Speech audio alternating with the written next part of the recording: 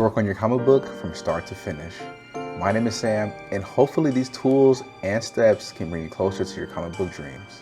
We have sold over 3,200 copies of Bloodshadow #1 and close to 50 bundles with issues 1, 2, and 3, and over 100 copies of issue number 3. And this is my baby right here, third issue to this comic book series, Bloodshadow.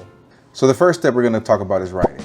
Now, a lot of times I simply follow the 3-act structure, the 3-act story structure, which is a narrative model that divides the story into 3 parts. You have your exposition, your rising action, and your falling action.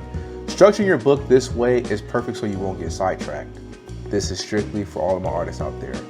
Now, the first step I always do before approaching my pages or even the book is thumbnailing. Thumbnailing or storyboarding your comics is like your map. It's your roadmap to pretty much everything that guides you to the beginning and end of your comic book. Now, after your thumbnails or storyboarding, I tighten up my pencils and I ink everything traditionally.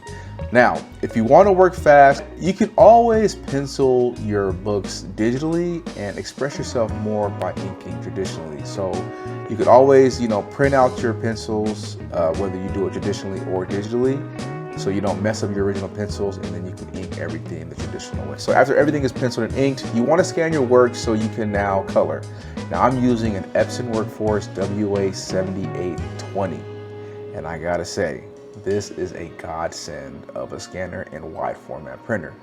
I scan everything on a flatbed scanner, and I scan anywhere between 600 to 1200 DPI, and I clean everything up on Photoshop.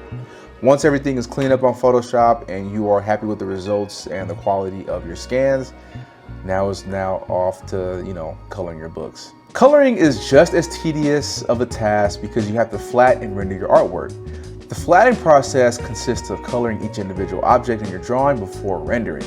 And rendering is a process where you add your highlights, your shadows, special effects, when you're just painting, on top of your flats.